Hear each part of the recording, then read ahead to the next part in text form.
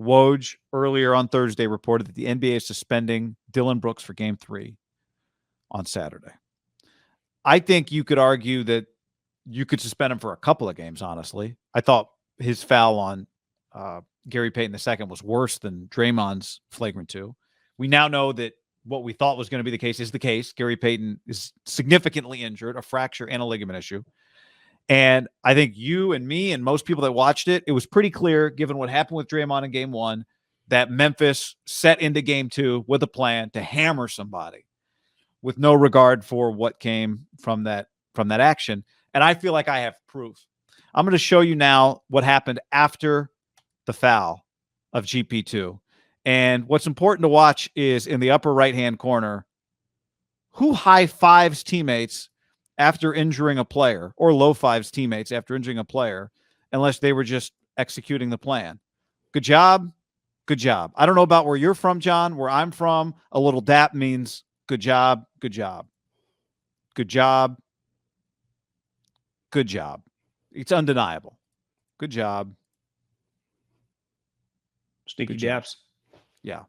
It's undeniable. I mean, this was part of the plan. And even after the players land there on the ground, good job. Good job. That's, I don't know, again, where you're from, that's what a low-fi means to me. Well, where I'm from is I grew up on the NBA like most kids that were born in the 80s. And the NBA under Michael Jordan was as big as the NFL and as big as baseball. And they were massive, obviously, in the 90s. It was, this type of shit happened a lot. So this is not abnormal to playoff basketball. Now, this is, I would say, abnormal to Silver's League that has become much softer, and there's just none of this going on. I would say, it's, I do think pre-Silver, the NBA changed this. The NBA changed. I would say in the late 2000s, it was still pretty physical. Yeah, they're not fist fights, but they're still hard fouls. I mean, the Ben Wallace, that some of those guys, Alonzo Mourning, the end of his career, some of the tough guys, there just aren't as many of those guys in the NBA. But part of this, now listen, if you get a DUI in front of your house, you just, I don't know what, I've never got a DUI, but you pay a hefty fine and you get in trouble, right? You ever been pulled over in front of your house? I have. Well, I mean, down the street, but that was, probably 2001. That was a long time ago. But thanks to my dad for getting me out of that one. That was an ugly night. I begged the cop, take me with you. He's like, no, you're going home. I said, no. But that was young and stupid. Mm-hmm. But the point is, you just get in trouble. You get a driving under the influence, DWI. They have a couple of the names, but you don't go to jail, right? But if I get a DUI where I crash into someone and injure them, the penalty is completely different, right? So if GP2 had gotten up and been completely fine, I do not think he gets suspended. Do you agree with that? Again, I mostly agree with that. Hops back up. Yeah. Not the only thing that makes me think about it is I do think the act itself was worse than Draymond's. He doesn't jump. He doesn't really look at the ball. It's more aggressive.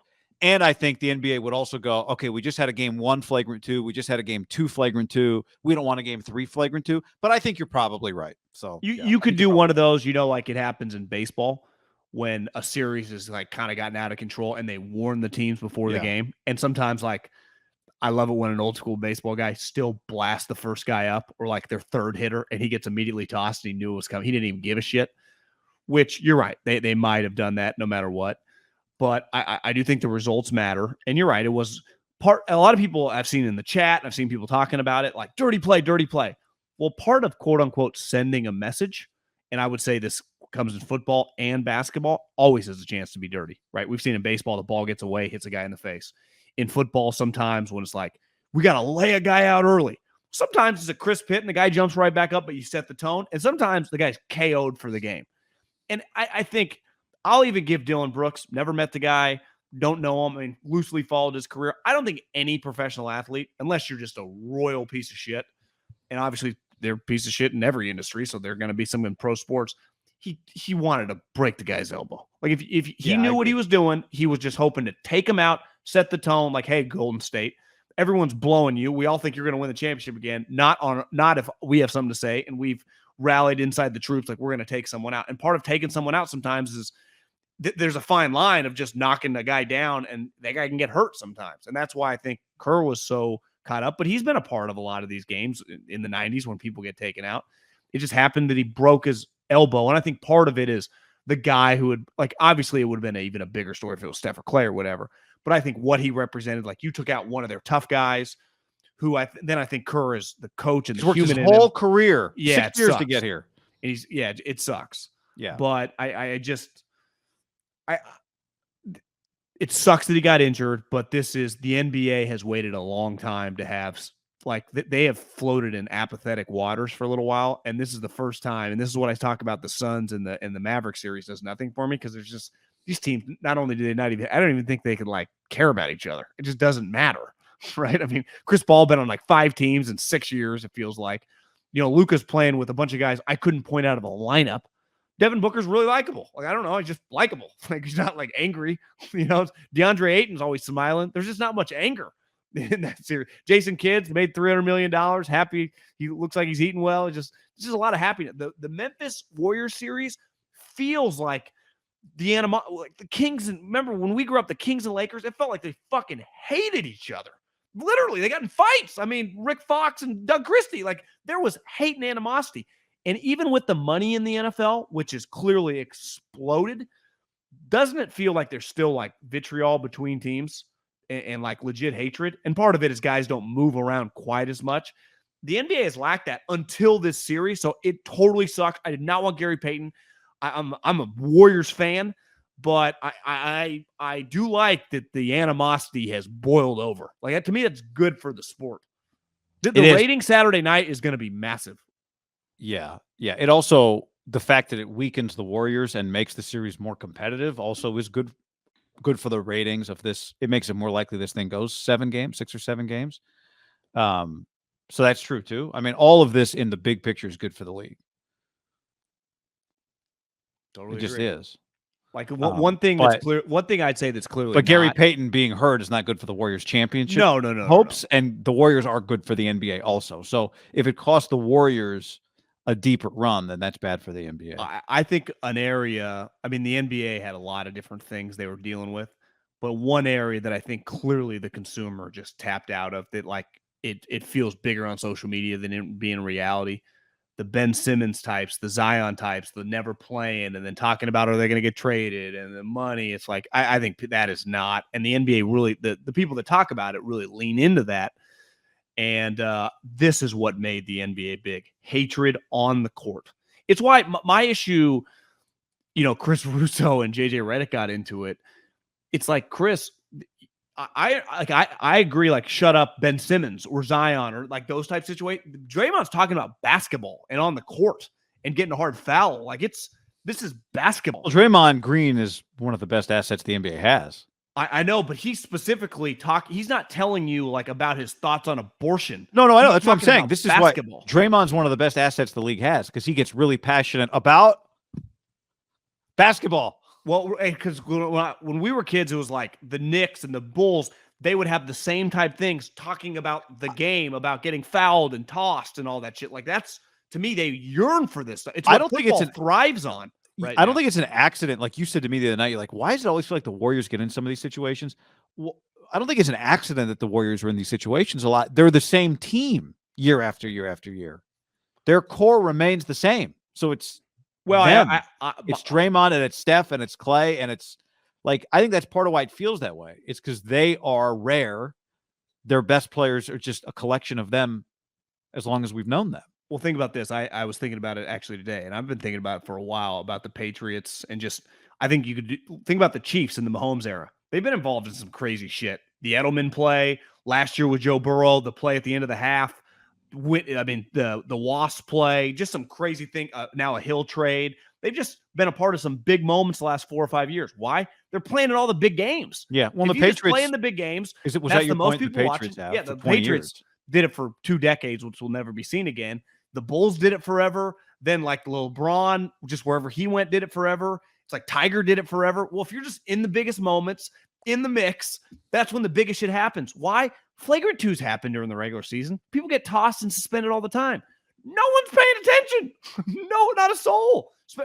The NFL is a little different because we consume the regular season at a really high rate. Well, the players play the regular season at a very high rate. for sure. And you only play so many games. So if a guy gets suspended, it's a really big deal. But like, I bet guys got suspended throughout the season for flagrant twos and just different shit in the NBA, but just no one, unless it's like Anthony Davis or LeBron or Steph Curry, like no one notices. But in a playoff series, when 11 million people watch game one, like this feels for the first time to me in years, big. And again, I'm a little biased. We're close to it, but this feels bigger than any playoff series in years. And just this, I guess, just the microscope that's on the NBA right now. That really matters. So people like, what's going on? Well, the Warriors, I think, I said this the other day, like Steph is, I don't know if some people would argue this, number one draw. I think he's a bigger draw than LeBron for television right now, and has been. I think LeBron's runs over of interest. Maybe. I mean, maybe, but he's still one of the best players in the league. I don't mean as a talent. I just mean I understand. But what I'm random saying guy under 40, they're like, yeah, I'm over LeBron. Yeah, but he could end up on a good team again, and if they're in the postseason, and he's not quite as dominant as he once was. But you think LeBron would go to a good team? That was being sarcastic. That was a joke in land. But I think the Warriors have been the best draw the NBA has now for several years. They just had a bad year, and then the COVID year, and they've just been away for a little while. But this is who they are. They are the number one attraction in the league. As it relates to Dillon Brooks, by the way, I have met him and I have talked to him, and he wouldn't remember it, but I've liked him.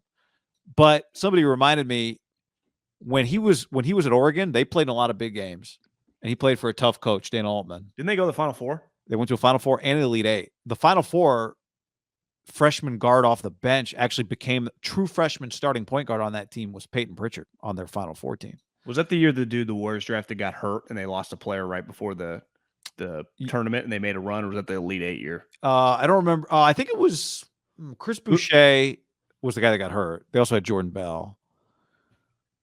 The Final Four year, Jordan Bell made some sweet plays. I remember. Yeah, I don't remember which year was which. Yeah, but it was a long time ago now. But my point is that Dillon Brooks was kind of, I'd forgotten this till somebody who covered Oregon said this to me. Like, Dillon Brooks was by far and away, every team they played, the other fans hated Dillon Brooks. Like, he just got under everybody's skin, which, if you do it while also competing, think about the guys. Isn't that Draymond's role? People hate Draymond. It's Draymond. It's like, these are the best competitors. So that's kind of who he's always been. Right before we hopped on, did you see that Draymond got fined $25,000? Yeah, exactly, 25. Draymond called a shot. I think he must know it's the max, because Kyrie got 25 too. I just had this thought right before we hopped on. I was taking a little whiz, and I love that. I haven't used that term in a while, whiz. And was a good one. I think that flipping off opposing fans means like things are kind of going well. Like, it's an interesting moment for your sport. You should only get fined if you flip off someone at your home arena, because that's like bad business. Yeah. To me, flipping off away, like, this is, what do you think, like Vince McMahon or Dana White, like, they kind of like, this is kind of good. You're not a basketball product as much as you are a TV product. And obviously basketball is what people are paying to see, but it's a TV show and that type of stuff. Even Kyrie was flipping off the away fans. I mean, I think it's good for business. Fans of that. Not just any fan base, the Celtics fan base. Yeah. I wish that series was better or later. That has been the other, like, it's not as competitive necessarily. Actually, it was pretty competitive. That's been the other great series in this postseason, was Nets Celtics, for the same reasons. You see Luka take 2 steps to that dude, and then the trainer immediately got in front of him. All right, you want to talk some football? Yeah. Let's talk about this from NFL reporter Matt Lombardo. That's not NFL reporter Matt Lombardo. Hold on.